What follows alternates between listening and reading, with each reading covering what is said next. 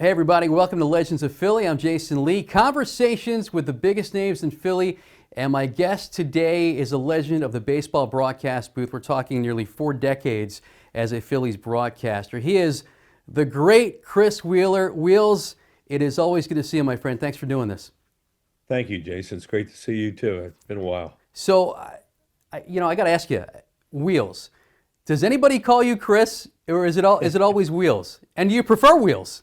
It's funny you should say that because people either call me one or the other, and I've never really understood why. But yeah, people still call me Chris, but most people call me Wheels now. And I've had people come up to me and say, "Do you mind if we call you Wheels?" And I said, "No." I said because to me that makes me think that you're comfortable around me, that I was somebody that you like being in your life and all that. So yeah, you know me. You call me Wheels. That's fine. So there is another Wheels on the team now. So how Yeah. does that work? Because to me, you're the original Wheels. You're the OG Wheels. It's funny. The first time I've met Zach Wheeler a couple of times. He's wonderful. And I met him in spring training the first year he was with the club. And he was out in the outfield, and it was during the training phase, and he was out there with some of the pitchers. And he's standing there talking to Aaron Nola, who was one of the few guys I still knew around that time. And I went up to him and I introduced myself, and I told him my name, and I said, "By the way," I said, "Do they call you Wheels?" And you know how he is. He's quiet, and he said, "Yeah, they do." And I said, "Well, I want to tell you something. This spring training, when you're around here and you hear somebody yell Wheels, it's not for you." And I was interested to see how he'd react. What did he Big say? laugh. He laughed. Big laugh. I'll tell you who really laughed though and loved it was Nola. He cracked up about that. So a couple of times that I've seen Zach Wheeler since he'll give me a wheels. Yeah. So I want to go back to the early days of your career because you truly lived the dream. I mean, most people who become the broadcaster for a team, they're not doing the team that they grew up watching. They're doing the team where, they got a job halfway across the country. I mean, Tom McCarthy was a Met fan, right? Scott Yeah. Fransky was a Rangers fan. Yeah. Harry Callis was a Washington Senators fan. He grew up, I guess, just outside Chicago. But you grew up a Phillies fan. How did this all happen for you? Well, I got very lucky. It's too long a story to tell now. I've told it a bunch of times, but I was lucky enough to be hired by Larry Shank as his assistant director of publicity and public relations in 1971, the first year of the vet. He was looking for somebody to work with him that had some experience in broadcasting.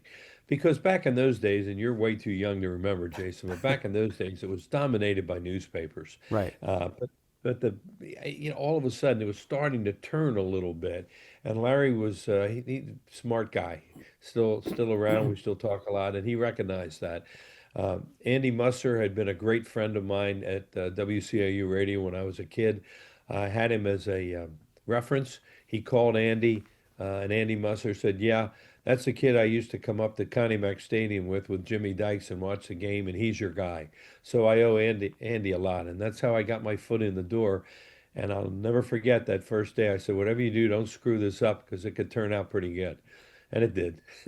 So you start with Larry Shank in the PR department, but how did you transition from there to the broadcast booth? Well, I'll tell the story. I'll try and tell it real quick, We but got it's a time. true We got plenty of time, story. Wheels. 1976, we win the first game of the doubleheader in Montreal. Um, Phillies hadn't won a championship since 1950, since the Right. Whiz Kids. We had to play another game that day. Probably never been done before or since. So in the clubhouse, they do all the champagne, the whole thing, and everybody's soaking wet and changing clothes and all that. We had to come out and do the second game. Well, to make it understatement is Whitey didn't want to do the second game. He had no interest in doing the second game. Right? And Harry, of course, being the ultimate pro that he is, well, they had to do it. Well, I used to go in the broadcast booth and hang out with them because I love being around broadcasting. And Whitey used to kid me. Here comes that Chris Wheeler, our PR guy. He's the guy that screws up everything that I get wrong in the air. And it's never Whitey's fault about it. And Jason, you can't make this up. He looks up at me with that look, and he had the pipe in his mouth, and he said, "You've always wanted to do this. Why don't you sit down and do a few innings?" And I'm looking, and Harry goes, "Sit down." And Wow. so I sit down about the third inning. I'm having a great time. I'm just talking about it, the expos, who's this, what their strengths, weaknesses, the thing I would do later for 47, 37 years. Unbeknownst to me, our audio is going in a box next door to the great John McHale, who's the general manager of the Montreal Expos. Bill Giles is sitting there with him, and Bill tells a story, and so does John, that John said to him, Bill, who's that broadcaster of yours in there with Harry Cowles? And Giles says to him, John, I'm really sorry. That's one of our PR guys. I have no idea what the hell he's doing in there, but I'm sorry. And John McHale says, Bill, he's really good. He said he knows our players better than we do.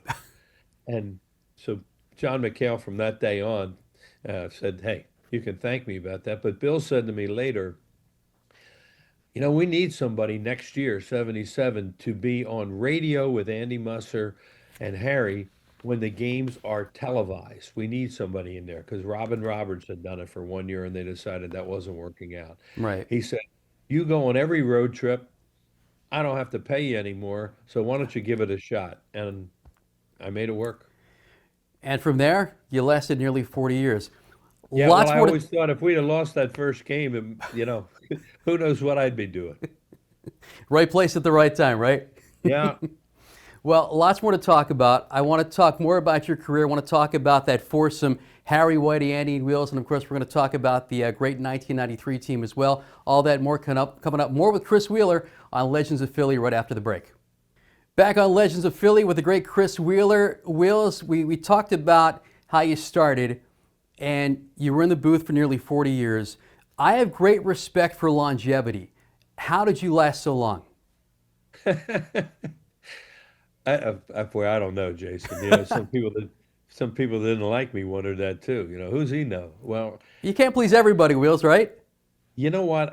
It took me maybe 20 some years or something there, and then after a while, I really didn't care what anybody said. Oh, I cared. I cared. Obviously you do. You've been there. But I figured, you know what? I'm going to do it my way, and we'll see what happens. So, you know, it was. It was just a matter. I look. I tried every day to be the most prepared person in the booth. Everybody did their work. Harry, Whitey, Andy. Everybody had their way of getting ready. My feeling was always that I would talk to a lot of people. I spent a lot of time with our players, especially in the early days when we were around the same age, learning the game, asking questions. In fact, a couple of them still tell me that, like Bo and Bull and those kind of guys say, you ask questions right away and we like that. You didn't like you knew everything. So I think that's what it was. I never wanted to have a player come out of the opposition dugout that I didn't know who he was Sure. or something about him because I knew our players and all that. So I think preparation was, but I didn't want to be over prepared. I can't imagine what it's like with all these numbers nowadays. We didn't have all that. Look, if a ball was hit hard, you could see it, you could hear it. Launch angle. Well, certain guys hit the ball in the air. Certain guys they would hit it further. They were home run hitter. You knew all that sort of stuff. Velocity. Guy was fouling the ball over the other dugout. That meant the pitcher was throwing pretty hard. So I just could. It would be so hard to do all that stuff now. But I just tried to pay. I love the game, number one. I loved to play it when I was a kid. I failed at it like most of us do. But I always wanted to be around it. And I always considered myself the luckiest guy in the world to be in the booth that night or that day for my hometown team. Well, luck, but to a point, I think you make your own luck. One of the things I always liked about you, Wheels, was the versatility because sometimes they would have you as the analyst, sometimes they would have you as the play-by-play guy. Oftentimes in the same game, you'd have to switch roles. So Yeah. talk about the versatility. How were you able to, smoothly go back and forth between play-by-play and analysis? Well, I think it was learning from guys like Harry and Andy and watching how they did it. Um, Television, and Jason, with having done a lot of television is a visual medium. Mm. So you don't get in the way. The pictures are there. Plus the other thing is you can tell a story. When you're doing the analyst, you can tell a story. You can keep going, and the pitch is fouled off. Play-by-play guy, or you as a play-by-play guy can say fouled off or something like that. When you're on radio, you have to do a description. Right. You have to provide the picture. I can't imagine how tough it is to be an analyst on radio right now, and I know that the pitch clock has improved the game.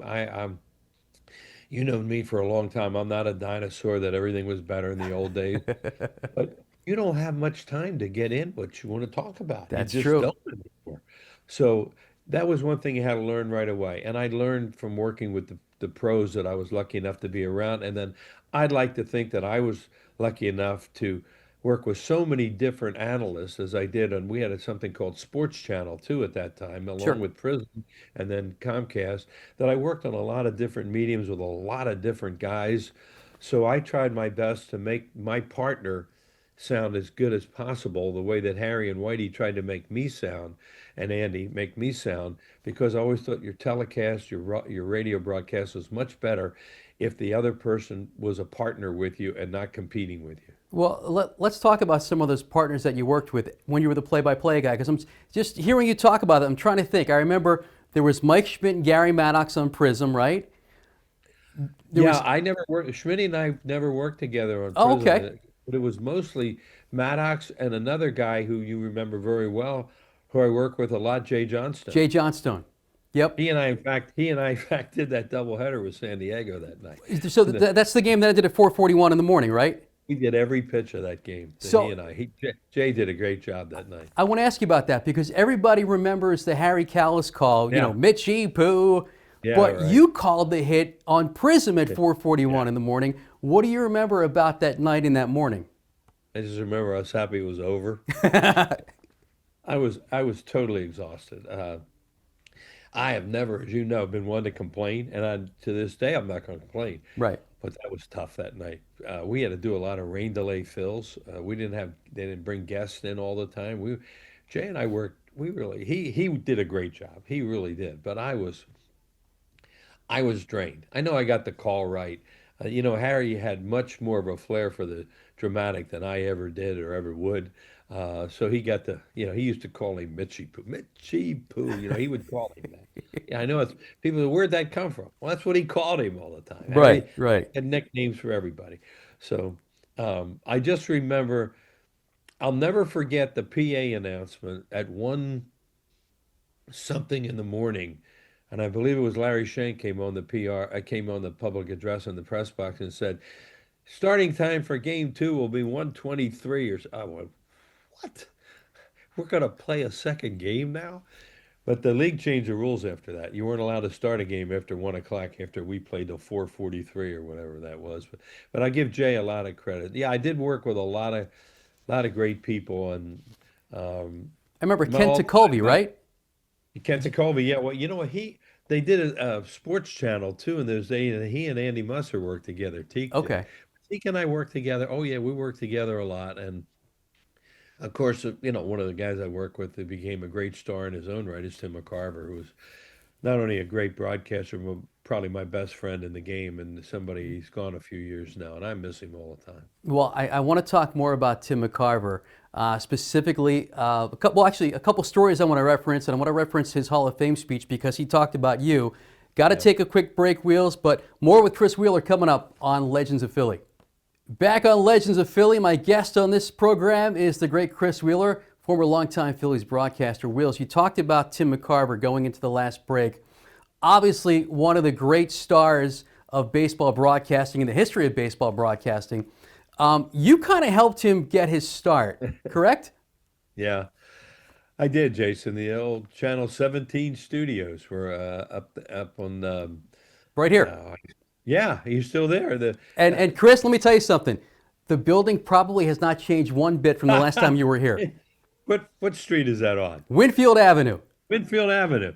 Well, You got to we come went. on by. I'll give you a tour. Yeah, really. I'll bring back my memories with Tim McCarver and that fall, winter before had his first year, which was '80. Um, I used to come up there, and we had a little room, and we put a monitor there, and we'd watch a game. And the first time we did it, I'll never forget. Timmy said, "We're watching the game," and Timmy says, and I said, "Well, what did you see?" He said, "What do you mean, what did I see?" I said, "That's what your job's gonna be, knucklehead." You know, oh, I got it now, Will. So that's how we started. And this man was so gracious, and I love him so much. He always gave me credit for being his first partner and a guy who taught him so much about broadcasting and brought him into the business. Uh, he wrote the foreword for my book. Yep. Yeah, we spent a lot of time. He lived in Florida. He lived in Sarasota, and I would go down and see him. And I unfortunately, not unfortunately, but fortunately, was able to spend some time with him near the time of his death, which was in February or March, a couple years ago. So when I went down to Florida, we hung out together. So I got to spend time with him near the end, and he was one of the greatest influences on my life. And I always called him the John Madden of baseball. He revolutionized the role of the analyst in baseball. Yeah, actually, he was the John Madden of baseball in more ways than one. Yeah. Not too many people have worked for all four broadcast networks, ABC, NBC, CBS, and Fox. John Madden did, Tim McCarver did, and you could tell, I guess, how high his star rose because anytime the baseball contract changed hands and new network took over, the first thing they did was hire Tim McCarver. At least that's what it seemed Yeah, like. and absolutely, that's a great point, Jason. And the day that he was inducted into the broadcasters wing of the Hall of Fame in Cooperstown, I was lucky enough to be there with Renee. And at his dinner that night, Joe Buck uh, basically handled the facility, the dinner, as Joe is so great at everything and He such a is. major star in his own right. And he made a point, kind of choked up while he was doing it, making a point of how he was scared to death during the World Series. He did the first time. His dad had done it, but Joe had never done it. And to have Tim McCarver at his side, he said was one of the most important things in the world to him. And it gave him great confidence that he was able to do it.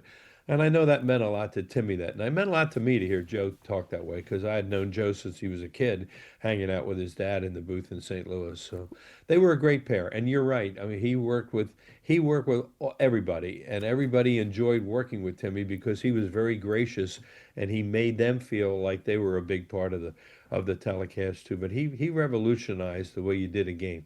And he mentioned you in his Hall Yeah. of Fame speech. What did that mean to you? Meant everything. Joe Torre was sitting behind me. Joe and I have been friends for a long time, but Joe is to this day. Joe Torre is one of those guys you speak about with reverence in our sport. He's Sure. just a wonderful man. Anyway, when Timmy said that about me that day and how important I was to him and everything, Joe patted me on the shoulder and he went, "You deserve that." So it meant a lot. Absolutely. All right, in our closing few minutes, I want to talk about Andy Musser. And you and I have talked about Andy on and off the air. I believe Andy Musser could be the most underrated broadcaster Philadelphia has ever had. He never got, in my opinion, he never got the appreciation he deserved because he was in the shadow of Harry Callis. And nothing against Harry. I mean, but Harry was Harry. But Andy Musser was a damn good broadcaster, and he could do so much baseball, basketball, football. And I know he was a great influence on you. Talk about what he meant to you. Meant everything to me. As I said earlier, he was my reference. And when Larry Shank saw my name on there, when I was young working at WCAU, I was a baseball nut. So after the games, after Andy was on the air, I would go drive up to Connie Mack Stadium with him and a legendary baseball guy in our area and in the sport named Jimmy Dykes, Okay. who was working with Andy. And I would ride with them up to Connie Mack Stadium, and I would listen to Jimmy Dykes tell stories about Babe Ruth and Lou Gehrig, and I'm thinking, this guy played against them. This guy. So I was in awe. But that's when Larry Shank said to him, "Is that kid you used to bring up to Connie Mack Stadium with you?" And he said, "Yeah," and he's your guy. Uh, but Andy did everything. He did basketball, he did football, he did the Eagles, did the 76ers. And the point you made, Jason, is right on about he knew he was number two. And he never was going to be number one with Harry Callis in the booth. Yeah. And he accepted that and he took that role and he ran with it. And he had a great career himself. He left Philadelphia at one time, not after the Phillies, but he had gone to San Diego, New York. He wanted to come back to this area. He's from the Harrisburg area, and he just did a great job as in his role. He taught me a lot. He would calm me down. I was a little excitable when I was a fan turned loose, which is dangerous. and I needed to be calmed down and become a little more professional, and he helped me a lot with that without taking away my my innate enthusiasm for the game I love so much and be able to convey that.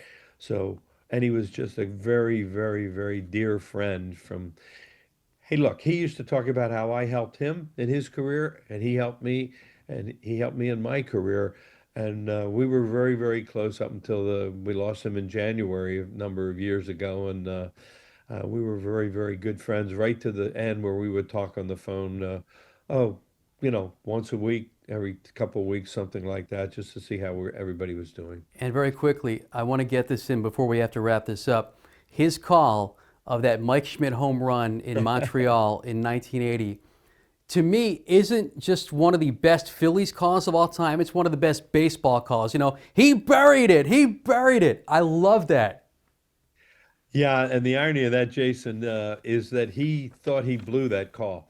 That He was amazes very me. embarrassed for a while because he thought that was a basketball term that he had used, and he was a very good basketball announcer, and you just used it. He buried it. Well, you don't hear baseball announcers say someone buried a home run. That's a basketball term. And he second guessed himself for a long time. It was kind of like how I second guessed myself about that crazy stuff that night I thought, oh, geez, what a dope that was to do that. And then you realize later as time goes on that it becomes part of your, not lore, I don't know what the word I'm looking for, Well, of what people remember you by. we're our own worst critics, are we not, Wheels? That's just Yes, the nature of what we yes, do. Hey, which is listen, healthy. what's that? Which is healthy to be your own Oh, worst critic. absolutely. Absolutely. All right. I want to end with this. The Phillies have Harry Kalas on the Wall of Fame. They should put you and Andy Musser on the Wall of Fame. I don't know who I need to call to make that happen, but that should be happening before too long.